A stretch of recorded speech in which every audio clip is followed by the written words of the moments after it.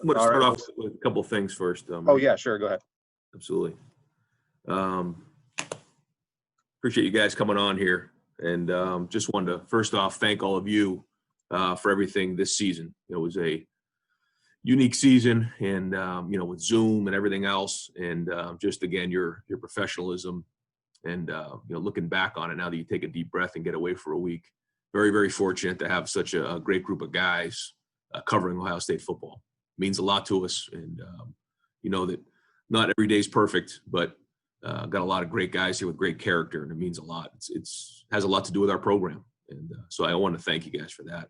I also want to thank everybody involved in the program this year, from our medical personnel, sports medicine, strength and conditioning, and everybody in the building. You can't just point one person out because you'd be slighting somebody else. But everything that went into this year, you can't really put it into words, the amount of adjusting, sacrifice that went on this season to make this season even possible. Forget to get all the way to the national championship game. And because of the people around, and you guys included, it's our administration, it's everybody, President Johnson, Gene Smith, all the way down to the people who work in facilities. There's student workers here who are around the clock, spraying disinfectant and cleaning the facility to make sure that we have what we need. Without all of those people, none of this is possible. So I just want to go on record for thanking everybody for everything that went on this season. I also just want to thank Greg Madison for everything he's done. He's going to be retiring here after an unbelievable career at the end of the month. He's a special guy. He and Ann, his wife, have been so gracious to Nina and I in helping us in our first 2 years as head coach. And his career speaks for itself. What he's done and accomplished on the field, but more importantly, it's what he's done off the field. The relationship and respect he has around the country as one of the best coaches and the impact he's had on so many people. So I can't thank him enough for what he's done. I know he's going to really miss it, but he's going to have an opportunity to spend some time with his grandkids and his children after an unbelievable career in coaching football. We're working on replacing Greg. Will not be easy, but we're going to, get to work on that here. I don't have any updates for you in that area, but we'll be working on that. He will not be an easy guy to replace. So I just want to say thanks to Greg. And then with that, Mike, we'll start with questions. All right, awesome. Thank you, Coach. And we got a lot of hands raised. So for this first round, we'll just limit it to one question, then we'll go back around. We'll start out with Dave Biddle, 247. Thank you. Hey, and thanks for saying that, Ryan. That's much appreciated. You've had a tremendous amount of success with the transfer portal since you've been in charge. You're 3 for 3 with Justin Fields, Jonah Jackson, and Trey Sermon. I know you're not going to get into specific names, but maybe some position groups you might be targeting in the portal this offseason. Just kind of what's your game plan there, Coach? Well, I think when you look at our team right now, first off, we have a great culture. And the first thing is anytime you bring anybody in, whether it's a coach or a player, they have to fit our culture. And when you go through and you look at, where we've recruited in the position groups, we're pretty healthy in most positions. So we're always looking at that. And now more than ever, Mark Pantoni and his staff are always looking to see who's out there. But it has to be the right fit. And, we feel like there's a lot of guys in our program right now that can play for us. We just came off a very successful season, didn't finish the way we wanted it to, but I think that there's a lot of good young players in the program. And so I think we're pretty healthy. But that being said, we're always going to be looking to see if we can, upgrade in different areas if need be. So it's not like there's an area where, oh my God, we got to get somebody there. That's not the case, but we're always looking. Thank you. All righty, we'll go next to Austin Ward, Letterman Monroe. Ryan, I asked you after the game last week about, trying to get a break and all that. What is the plan now as you guys try to get back to some sense of normalcy? I'm sure you'd have to keep testing to have a spring practice or workouts or all that. What kind of normalcy can you guys have, and what's the plan for the next 6 or 7 weeks? Yeah, we're kind of getting everybody out of here after a long, long run. I think it's really important for everyone to just take a deep breath and get away from each other. We we missed our families. The players missed their families, and we got tired of looking at each other every day for the last however many months it's been. So guys are still recharging. Really, we're starting to get some of our mid-year guys in here, 14 mid-year guys this weekend, which is exciting. They have to quarantine for a week before they can do anything. But they've already started virtual classes, which is great for them. Really excited for them to get going. Very unique situation for them to be here with no students, quarantine. It's not ideal. But I told our Australian punter Jesse, I said it only gets better from here. He's going from Australia to here. 28 degrees the other day, no students on campus, quarantining for a week. It can't get any worse. So I promise you it's going to get better. But he's great. He's excited to be here. And then a lot of the families are checking in this weekend. But then once February 1st hits, that's when we start getting back to work with lifting, our off-season program with Mick. And then we'll get into spring ball as we get into March. But like you said, COVID hasn't gone away. So it's not like we all of a sudden can just start getting back to normal. But the goal is, how quickly can we get back to normal? And I think that's another thing I did want to bring up here was that I'm really proud of our whole program for not only winning the championship, the Big Ten championship, and going on and making it to the national championship, but the fact that we really followed the protocol to keep our guys safe. And we did a great job of that. We did not cut any corners. We worked really hard to make sure our guys were safe, but also compete.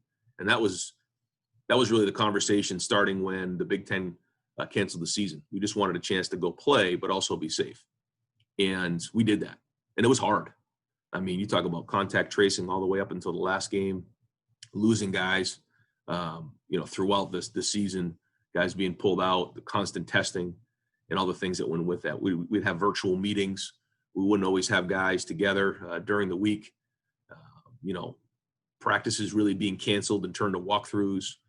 We made so many adjustments along the way to make sure our guys were safe, but then also compete at a high level. And again, we can't just buzz by that because there was so much done to make sure that happened. It's a long answer, Austin, but we're trying to get back to that normalcy, but at the same time, we do have to make sure we follow the protocol until we get a little bit more clearance. Alrighty, we'll go next to Nathan Baird, Cleveland.com. Hey, Ryan, can you give us a little bit more detail as far as replacing Greg's position? Anything you're looking for in specificity there in terms of positional attachment?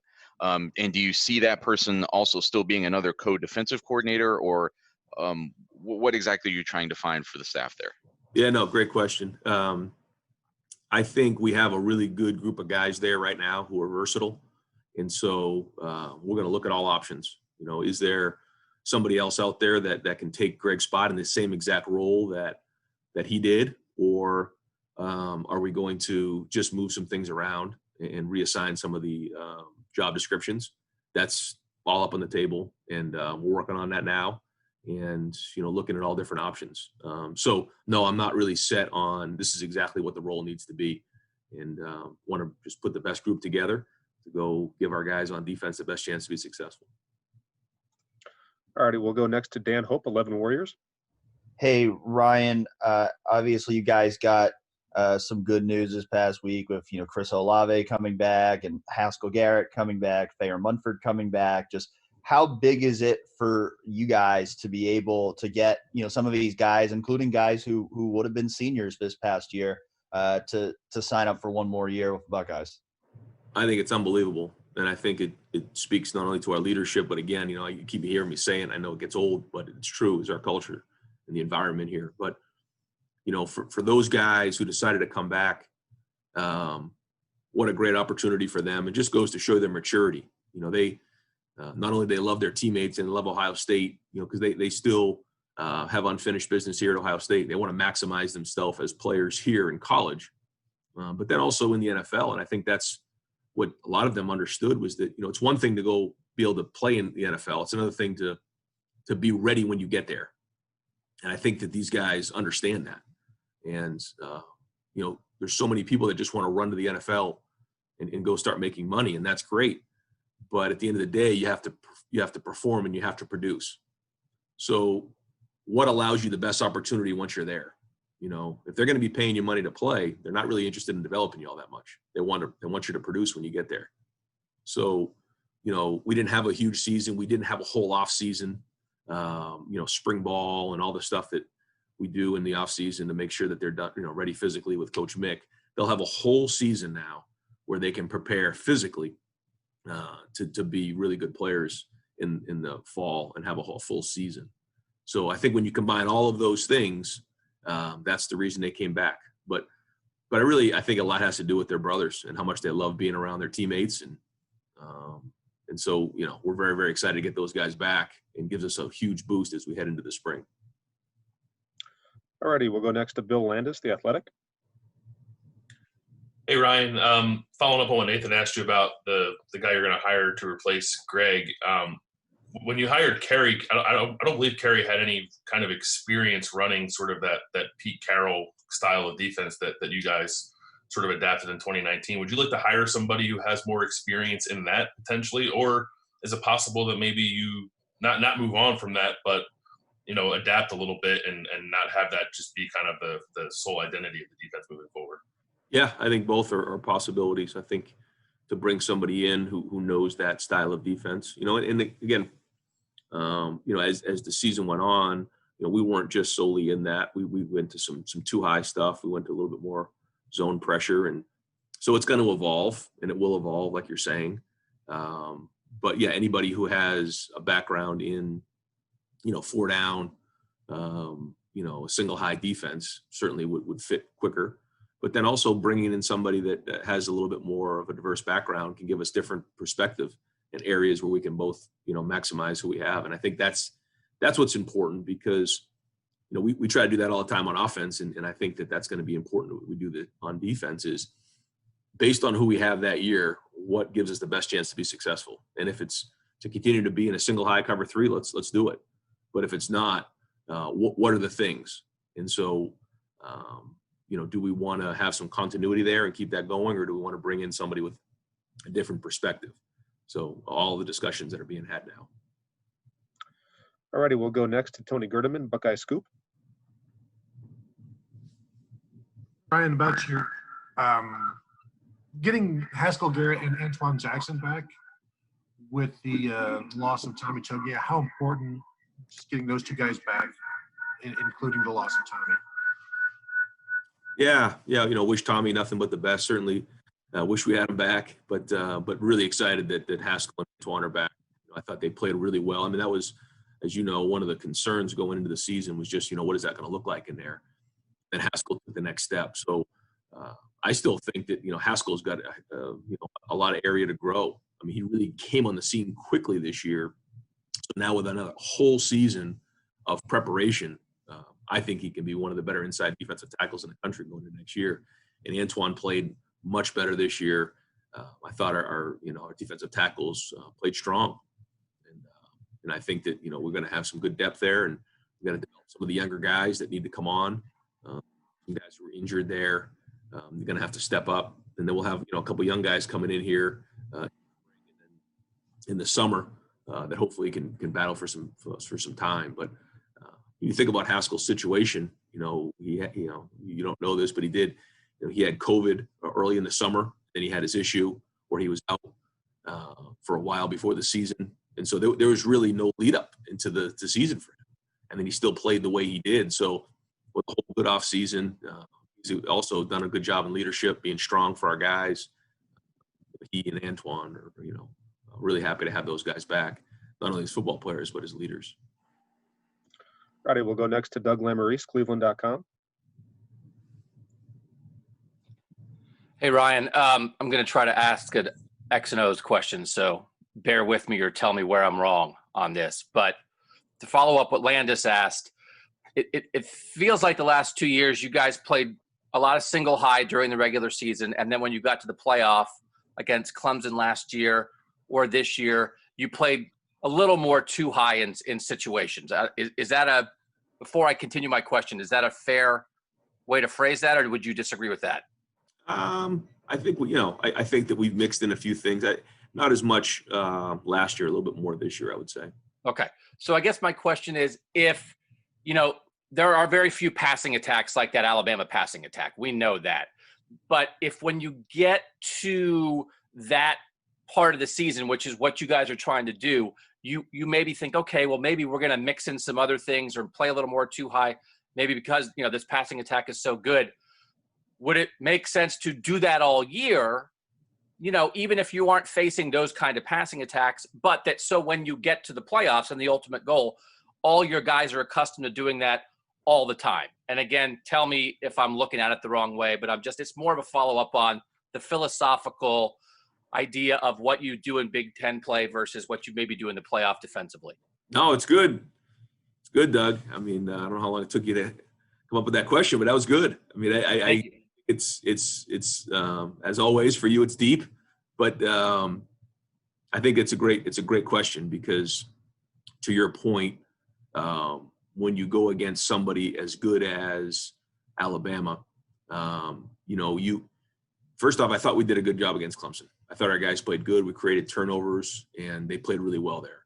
I thought we played well for the most part against Northwestern. We didn't play very good against Indiana, and there were times early in the season where it just, it didn't look the way it should. And then it all kind of culminated at the end against Alabama.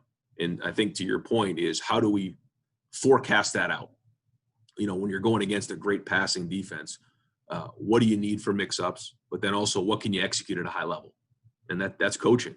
And I think that's the delicate balance that you weigh as you move on. And this season was a little harder because we didn't have as many. First off, we had some interruptions just in terms of practice and things like that. We only practiced one day in pads leading up to the national championship game. Not that it's an excuse. It's just I think when you look at the number of games we had, you find out a little bit more about your defense. You can experiment with some things a little bit more when you have, 5 or 6 more games than we did. But again, I think that's the line that you toe and you try to figure that out. What do you feel like you can handle? And I think it was a culmination of things there at the end, but certainly things that we got to look at as we go into the season and all big time discussions that we have to get right going into the next fall. All righty, we'll follow that up with Bill Rabinowitz from the Columbus Dispatch. Hi, Ryan. In a lot of ways, it was a successful year, even just getting through it. But Alabama, as kind of Doug alluded to, Alabama was clearly the better team that night, and yes, that was a special team. But in terms of how big is the gap between Alabama and where you guys are? How close are you do you think being able to win the national title? And how confident are you that in 2021 COVID won't dominate everything? You can kind of have a normal season. It's another good question. I think first off, the gap is a lot closer now than if we had not played a season. If Alabama had gone through this whole season and we had not played a season, the gap would be really hard to catch. I don't think it's that far off, but like you said, that night, they were the better team and they beat us soundly. And so there's a lot of areas, and I think there's a lot of things that led to that we got to get addressed and get fixed to get to that point. But, take nothing away from Alabama. Like you said, they're a good team, but it's more about us. And with a great offseason, a great spring ball, a great preseason, and 12-game regular season, and then a postseason leading into the game, I feel great, and I think that's always going to be our goal. All righty, we'll go next to Mitch Stacy, Associated Press. Hey, Ryan. Regarding the quarterbacks and who might start next year, you got your spring practice wiped out by COVID last year, and I know that was going to be an important time to get a look at C.J. Stroud and Jack Miller. With the way the season went and not getting either one of them much playing time, do you feel like you're behind in getting to know them and getting to know who can do what and working towards the goal of trying to figure out who the starter is? I wish we were further along. I wish they had gotten more game reps which you don't really know what you have on a quarterback till they're playing in the game. These guys had very, very limited reps, which you would have more, like you said, if you had a normal spring preseason and then a season. So I think about 2 years ago, Justin was kind of out of the game for most of the second half for the first 7 or 8 games, I think it was. And so there was a lot of snaps out there to be had. Right now, we didn't have those snaps. So yeah, I wish we were further along. We get to see them in practice every day, but really what matters is how they play. And so we're gonna have to find ways this spring between CJ, Jack, and Kyle to give them as many game-like situations to figure out exactly what we got, to your point, because we can't go into that first game without knowing, or at least having an idea. I guess we'll never know till we're in a game, but we got to try to simulate the games the best we can in practice, which may be unique way of doing the spring, and so we're going to look at all those things to try to figure that out, because we need to be further along, because that's going to be a huge part of what happens in fall. All righty, we'll go next to Brendan Gulick, Buckeyes Now on SI. Hey, Ryan, hope you've enjoyed a couple of days off here. Kind of following up on both the spring ball type question and also with Pro Day coming in March. Can you share any logistical information on Pro Day and what you hope that might look like, whether it's going to be possible? And with spring practice, the idea of even beyond the quarterbacks, after not having spring practice last year, other than literally having it this year, would you do anything differently to try to make up for maybe some of that lost time that you referenced? Yeah, we're definitely going to look at a different spring model on how we go about it. I'm going to try to do as many game-like situations as possible, for sure. And then also the way that the season ended late, a little bit later here, we have no spring break, so it's going to be a little bit different. And we're still working through that on how we're going to organize it.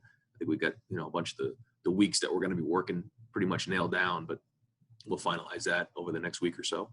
And then your other question was regarding, I forget what you asked. The Pro Day, just the logistics. Oh yeah, yeah. We've been in communication with the NFL, Coach Mick, and all the people there and their personnel, trying to figure that out, how that's going to work, whether it's going to be virtual or how that's going to play out. And so I think those discussions are being had right now and figuring that out. But I know that we're probably, I guess, a week away from getting that date nailed down and then figuring out the logistics as we get closer to the game.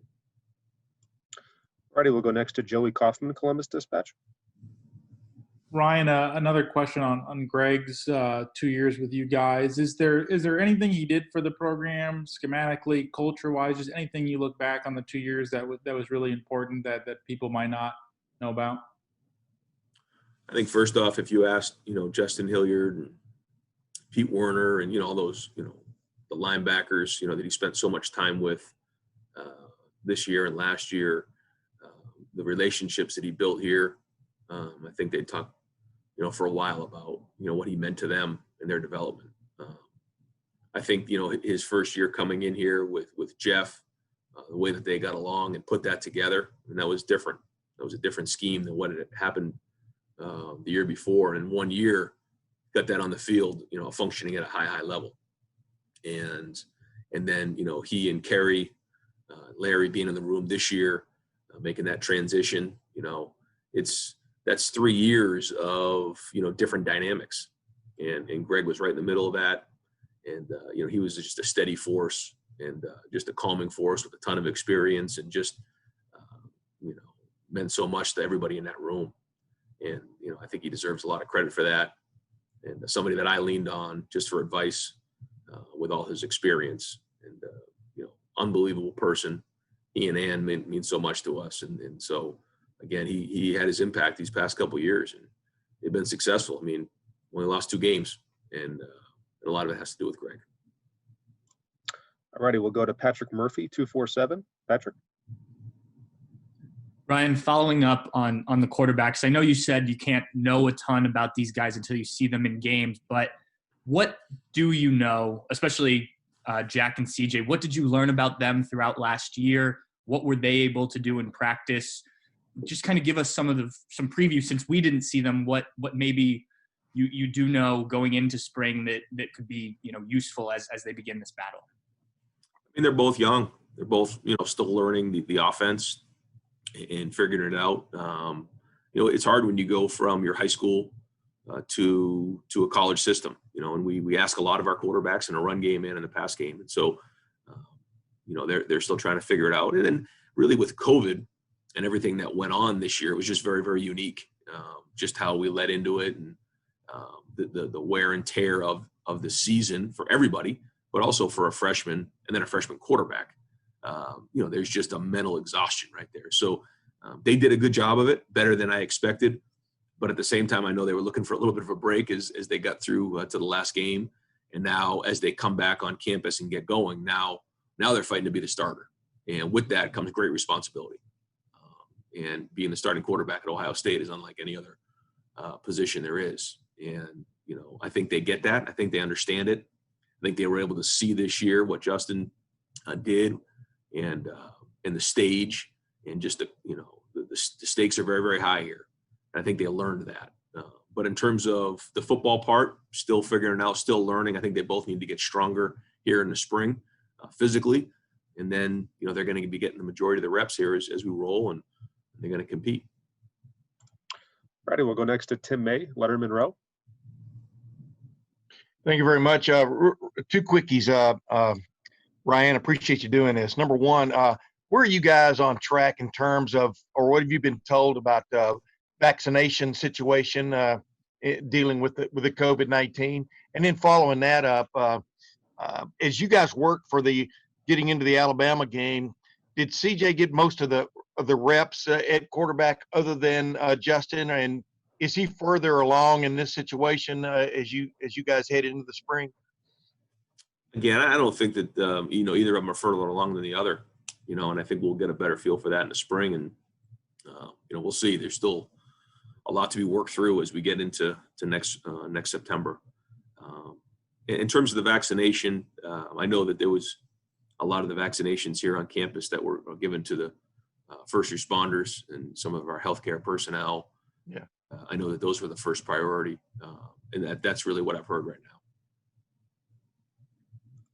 Righty, we'll go next to Stephen Means, Cleveland.com. Hey, Ryan, last year you guys kind of kept that large group of early enrollees separate for a while since there were so many of them. And since you've got kind of a similar thing going on here, what's kind of the plan for those guys these first couple of weeks that they get here? When do you plan to maybe bring them in with the rest of the group, especially when one of them is trying to make up as much ground as possible in a quarterback battle? Yeah, they have a week of quarantine, and then on February 1st, we'll start to indoctrinate them into, mixed program, and then slowly over a couple of weeks start to get them involved with everybody as we get people going again. I think, all of these guys, they want to come in here and compete. And so as soon as we can kind of get them going and learn how we do things, and then they take off from there. And you're always going to find the guys who are really, really hungry, they're going to find ways to get going real quickly. And a lot of it is managing their time. That's a huge part of it. How do you prioritize things? Because in college, you're on your own. You don't have your parents anymore telling you how to manage your time. You have to do that. And the sooner guys can get that organized, the sooner they're going to get on the field. And so we'll start up right away with learning the plays and getting going schematically. And then once Mick gets going with them in terms of what we're doing in the weight room, and then before you know it, we'll be in the first day of practice. All right, we've got time for a couple more. We'll go to Jeremy Birmingham, Letterman Row. Right, sticking with the mid-year guys, how much of the development track or the expectation change for a class of 14 guys, but almost half of them haven't played competitive football in more than a year because their states that they are in held them off, or they chose not to? How does that change what you expect? You don't bring in that many young guys unless you're expecting them to contribute.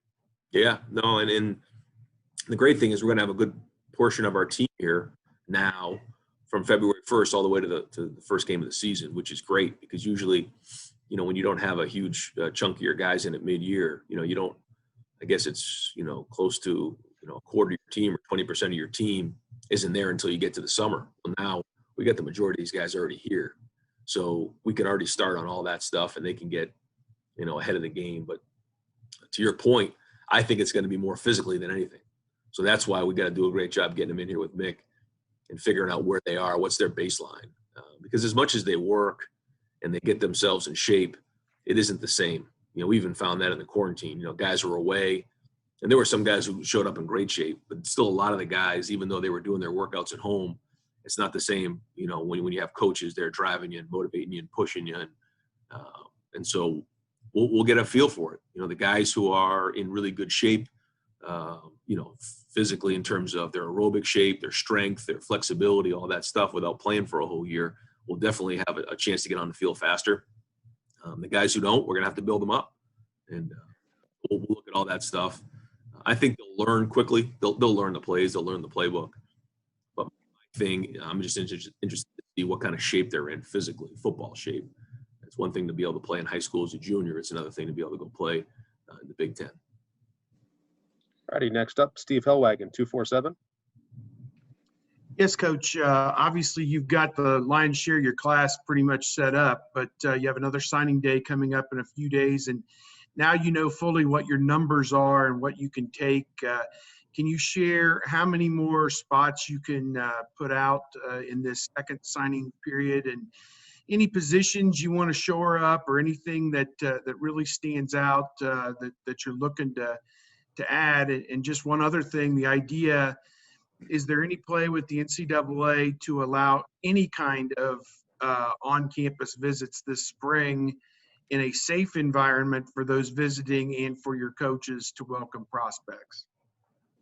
Yeah, I have not heard any updates on, guys being able to visit on campus as of right now. I guess we're getting closing on a year since we've had recruits on campus, which is amazing, but that's what it is. And then, the other question you asked about, how much room do we have? We really don't have much. We're pretty full right now. Pretty healthy roster. That can always change. There might be one spot available, but other than that, we're pretty full. But again, we'll keep evaluating, keep looking at it. We're certainly continually recruiting some guys here towards the next signing day, and we probably would have a spot for one guy. Thanks. All right, we'll go to Marcus Hartman, Dayton Daily News. Hi, Ryan. I was wondering, with Jeremy coming back and just the importance of your tight end the last couple of years, how important is it that Jeremy came back, and then also the importance of finding, one more guy at least that you can really rely on heading into this season? Yeah, it'll be important. And I think, one of the things you do when you compete, you're competing for a spot, but you're also competing in personnel groupings. And we felt like, Luke and Ruck, deserved to be on the field. That's why we were in a lot of 12 last year. So into the spring, are we going to be in more 11? Are we going to be in more 12? Maybe some 20 personnel. I don't know. It's all kind of based on how the guys compete for these spots and who deserves to be on the field. But Ruck come back is really important. I think, his best football is ahead of him with a whole off season and all those things. He can really make for us and be a weapon. And then you have to really create some depth in that tight end room going into next fall. I think we've done a good job. Kevin's done a good job of developing that room, but now those guys got to step up now. Missing Jake and Luke going into next fall. Alrighty, next up, Spencer Holbrook, Letterman Row.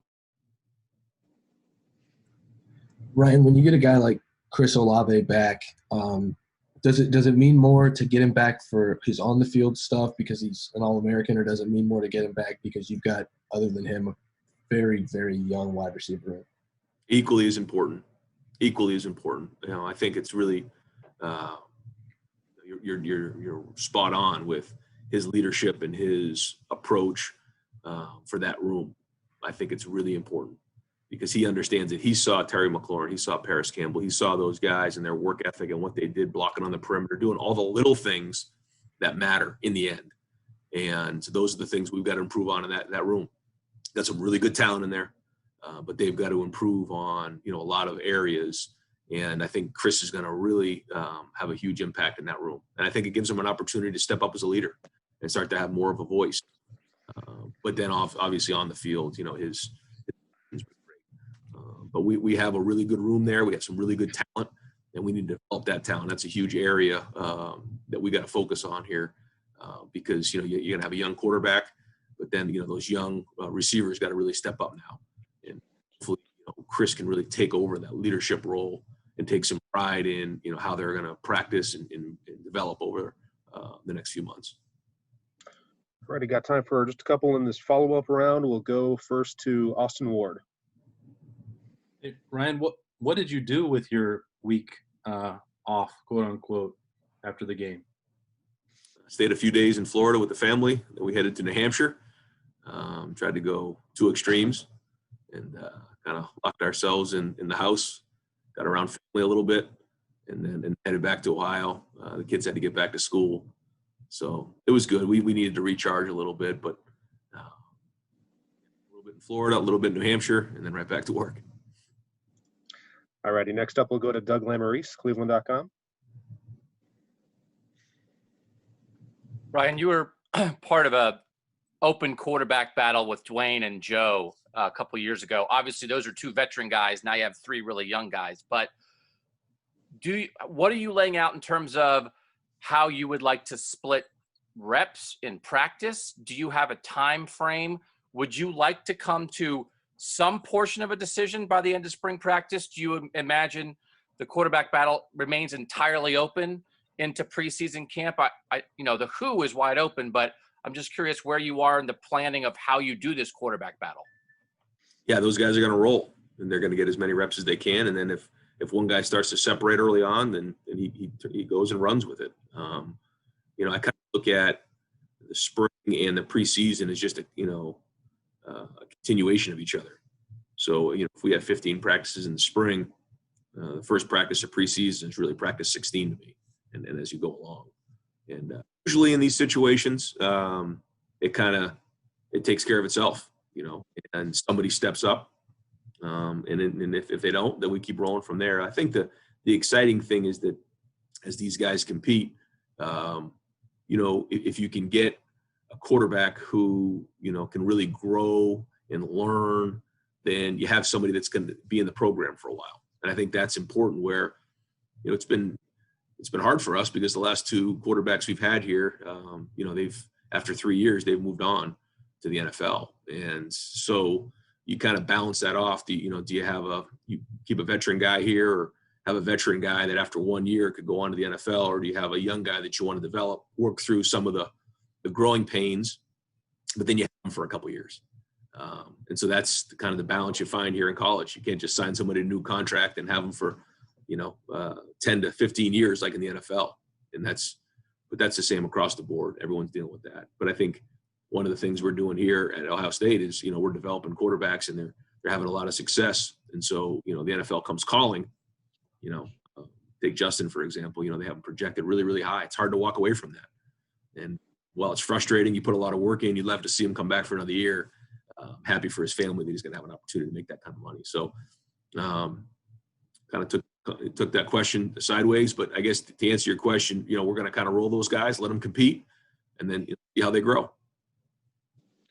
All righty, and last question for today, we'll go to Bill Rabinowitz, Columbus Dispatch. Ryan, I know you have a very good working relationship with Gene Smith. He's been mentioned as a prime candidate for the Pac-12 commissioner's job. I have no idea if he's interested. What are your thoughts on that? How much would you miss him if he did pursue that? And what has he meant to you and the program? Yeah, Gene and I have had no conversations about that. But what Gene Smith meant to me and my family, forget it. I could talk about it forever. He's been unbelievable. He's been really strong for us during this last year. Just the way he's led has been tremendous. Learned so much. He and Sheila have been so strong and supportive along the way. And some of the best stuff is like, a couple of days before a big game, to sit in my office and talk to me for 20 minutes. And it just gives me the confidence to go do my job. And so, yeah, he's been unbelievable, not only to me, but everybody here in the department. And his leadership has been unwavering this past year. And probably some of his best work, I would think, not trying to speak out of school, but he's done a tremendous job. Love him. Is that a concern for you that he might go? Oh, I don't know. I haven't talked to him about any of that stuff. Been kind of focused on this stuff. But yeah, if anything like that ever happened, certainly it would be that would not be good. Thanks.